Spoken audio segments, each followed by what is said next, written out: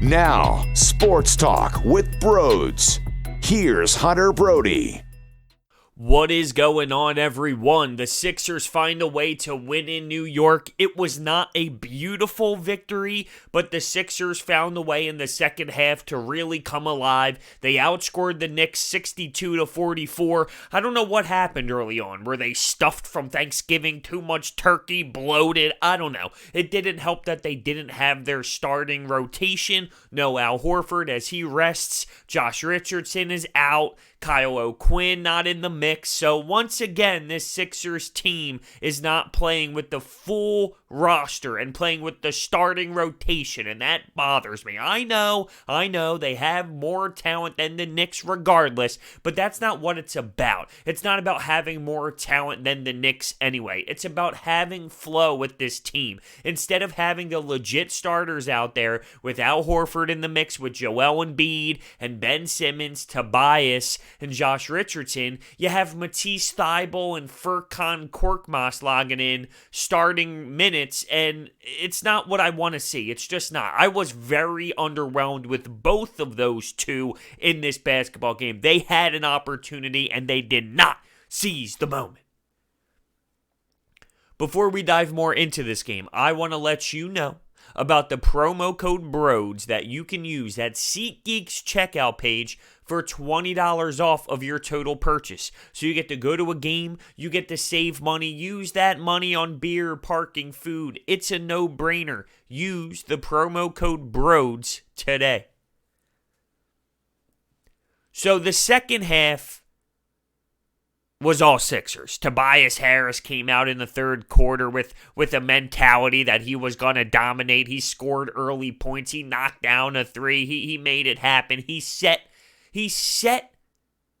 the mindset, if you will. He set the tone for the Sixers in that second half. Joel Embiid was being a beast. He was getting fouled, went to the charity stripe 15 times, finished with 27 and 17. They tried to bring the double team, and he is going to continue to see that every single game because it's on tape, because it has been effective. So teams will continue to blast him with the double team. He's going to have to find a way to get super comfortable with it and to pass out and hit some of his teammates. But the Knicks tried. I thought Joel Embiid handled it to the best of his ability in this one, but he's going to continue to see it. So he's going to have to find ways to use his body to somewhat milk it and allow the double team to come so then he needs to see what's going to happen before it happens, right? So he's posting up, he sees a defender ready to come, let the defender come and then pass out, understand what's going to happen before it does happen, and you can see what will be available that way. James Ennis. Wow, James Ennis. Fantastic. 20 points in 22 minutes. 5 shots for those 20 points. He was making threes. He was getting fouled at the three-point line. And then, making his free throws. It was insane. And even the ball movement around the perimeter for him to get the shot in the corner. Let's go. James Ennis was a spark plug. And it wasn't just what he did shooting the basketball. His overall work ethic was very noticeable. And not just him. Norvel Pelle? Oh man, first NBA game, bringing the blocks. It's a block party out there for his first game in the NBA.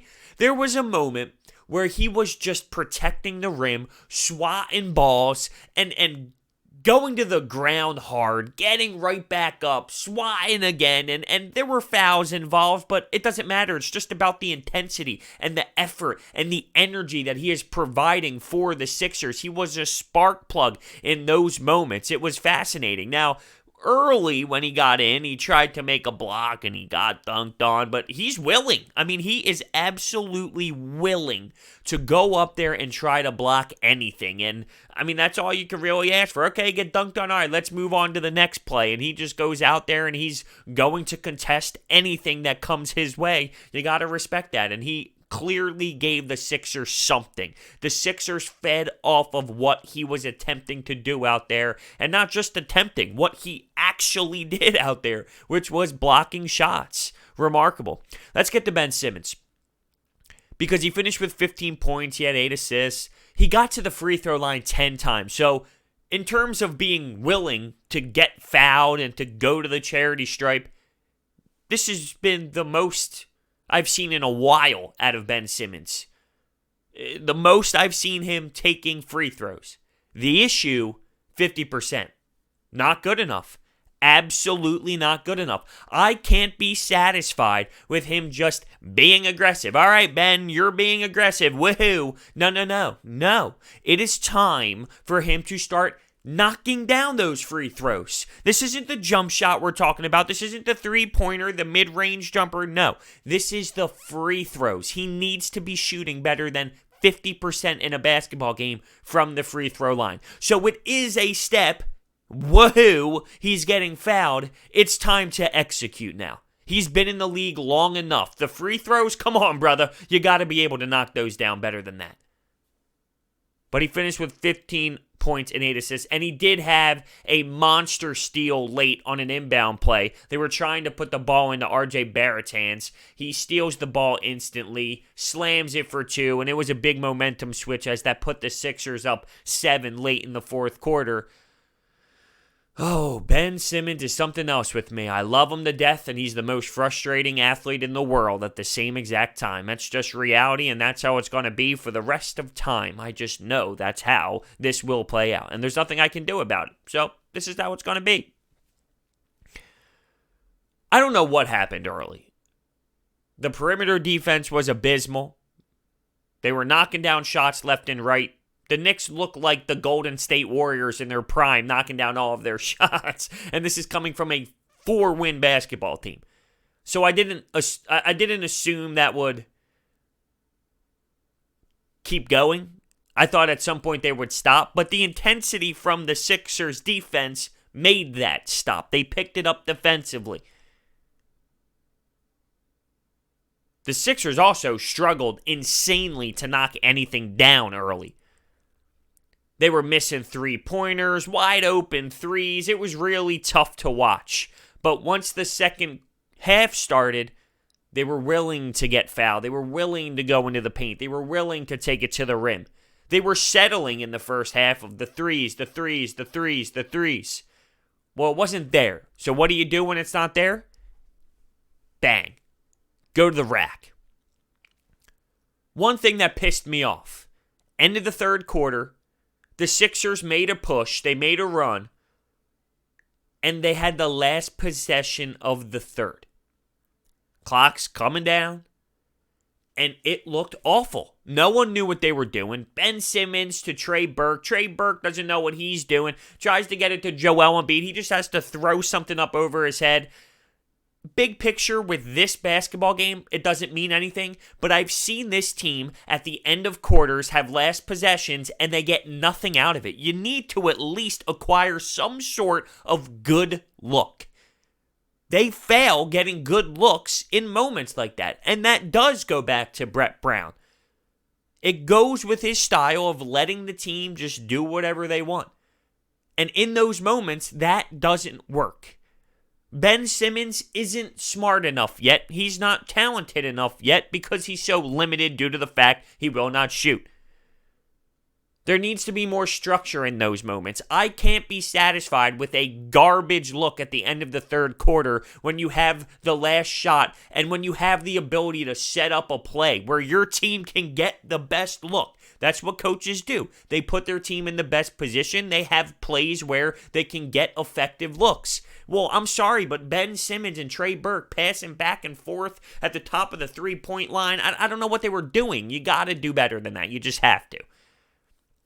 Like I said, for this game, it wasn't insanely crucial, but I've just seen that happen so many times before. It will eventually be a problem in a moment where that has to be executed. You can compare it to late in the ball games. What happened in Toronto? Well, I've seen it happen then. I saw it happen with Jimmy Butler and the Sixers in Game 7 in Toronto. Well, I saw it happen at the end of the third quarter with the Sixers against the Knicks tonight. So I continue to see that.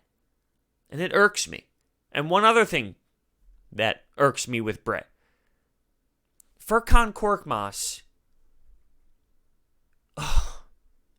I don't get it. I do not understand the love affair with Furkan Korkmaz.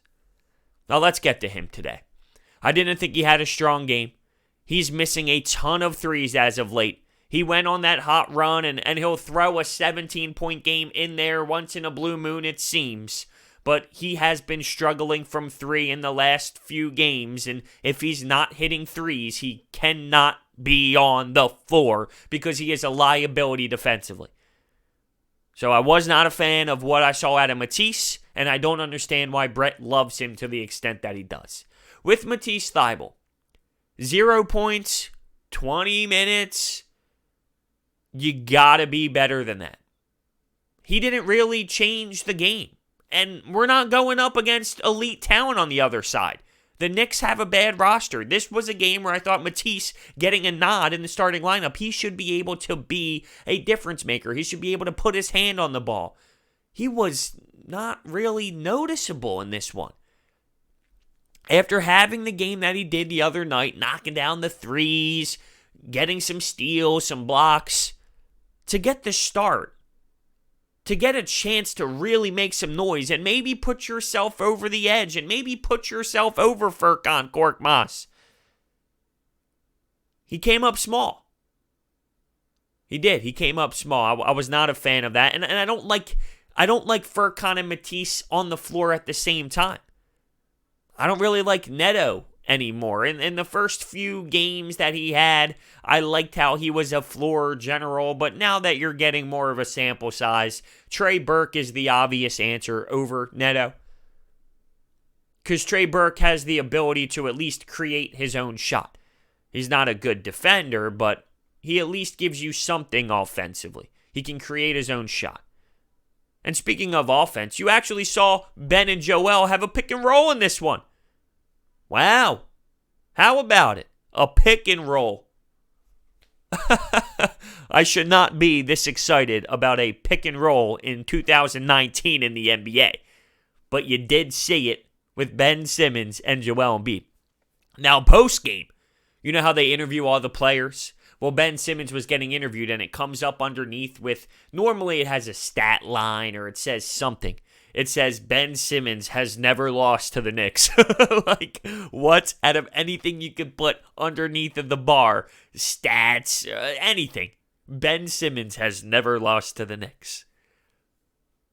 Now, that just shows how bad the New York Knicks really are, and it's ridiculous. That logo used to mean something. That logo was eye-popping. Really, people wanted to go to the Knicks. They want to play at Madison Square Garden. Now Brooklyn's getting all the love. No one wants to play for the Knicks. They are a dumpster fire.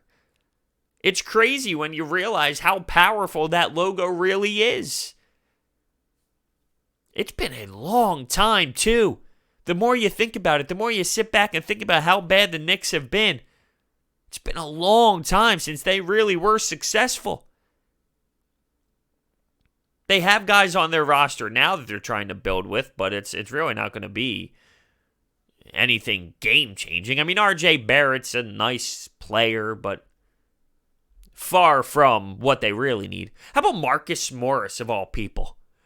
He was like running the plays at some point in this game. I wish he was on the Sixers. To be honest with you, that was someone I really wanted. I wanted Marcus Morris bad. He brings that intensity. He has that toughness, the Mike Scott toughness. You even saw it in this game with Ben Simmons and him going down to the floor hard. And not just in this game. You saw him and Embiid go at it the last time they played. Marcus Morris has that swag I wish the Sixers had. I wanted him badly on this team. But he's rocking 20 points in the game. And Randall had 22 and 10 with a little double-double. Although he still has the one shot. He's going to the left. He's going with that left. Back-to-back for the Sixers as they play tomorrow. You probably won't see Embiid. You'll probably see Al Horford, maybe Josh Richardson. That irritates me. I just want to see this team play. Indiana comes to town. A respected little squad. I want the starters to play. They do not play enough games. And that absolutely is a factor on why this team isn't gelling to the degree that they're supposed to gel. They're winning basketball games. They're pulling out of it. They're finding ways to win. But I want to see the team play with the complete package. What we traded for in the offseason, I want to see them compete on the floor so they can just get minutes together. I want to see games like when Miami came to town, but you're not going to get that when Al Horford doesn't play one night, when Joel Embiid won't play the next night. I know Josh Richardson actually has some sort of injury, so that's different. But it annoys me. It annoys me. And their argument is, well, look what happened last year when Embiid played so much early on and it costed them late because he was so fatigued. You got to find a medium here. You do.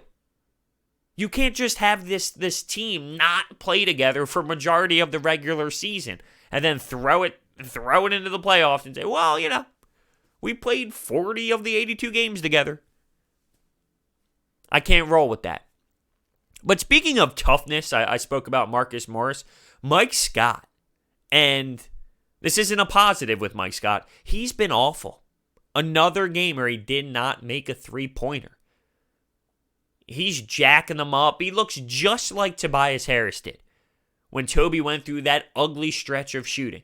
The only way to get out of it, I guess, really, is to keep shooting. And I said the same thing about Tobias. And he eventually found his way, and he started knocking down shots, and his confidence came back. Mike Scott has been in this league forever. My guess is there will be a time when numbers come back around. Statistics will always find its way. What I mean by that is just like baseball. You are what you are. Your numbers are what they are. You will eventually get back to your numbers. Well, that's how I feel with Mike Scott. He's been in a tough stretch. He's missing everything. Clank, clank, clank. But he's been around long enough. I've seen what he can do in this league. It will eventually start falling.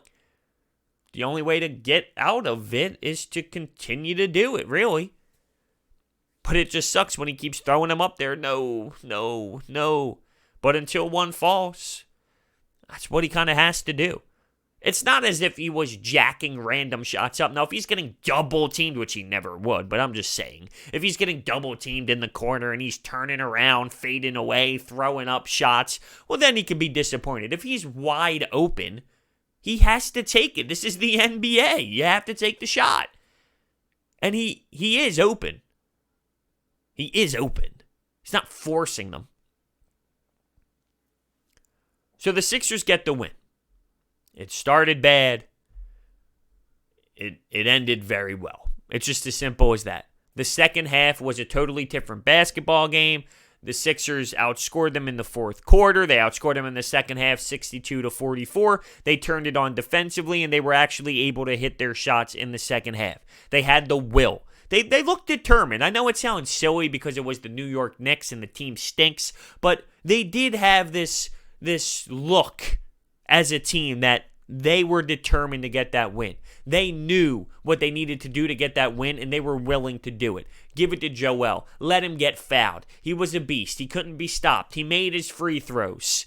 There are games where Joel goes to the line like 4 times and we all freak out. And then you watch him go to the line 15 times in this one and you say, that's what you need to do, Joel. You need to get to the free throw line. He was willing to do it. And I mentioned Ben Simmons, even though he didn't make them, which bothers me, he went to the free throw line 10 times. There's so many games when he goes 0. But it is concerning when you look at Ben Simmons and you realize that there are games where he doesn't shoot in the fourth quarter. When I say shoot, I mean get a field goal attempt. There are times where he just doesn't do anything aggressive offensively late in the games. And it's something else. I'm telling you, the most frustrating athlete in the world. But his skill set is just too high. With that being said, let me know your thoughts down below. Thank you so much for watching. Hit that thumbs up button and subscribe. The Sixers have a big game tomorrow night against the Pacers. Can they continue to roll? Can they continue to put some wins together and rack up W's? At the end of the day, that's what matters, getting wins, because home court is crucial. I was looking at the standings. there are a ton of teams at the top who don't lose at home. It means a lot. It's very special. I've been discussing how much the regular season doesn't really mean much in the NBA, and it's all about getting to the playoffs, and I do believe that. But at the same time, home court advantage is very important at the same time. So it is a mix of both, believe it or not. That is possible. The regular season doesn't really matter, but at the same time, you want home court advantage, and the way to do that is to win regular season games. I know, it's weird. But anyway, thank you so much for watching. I will see you next time.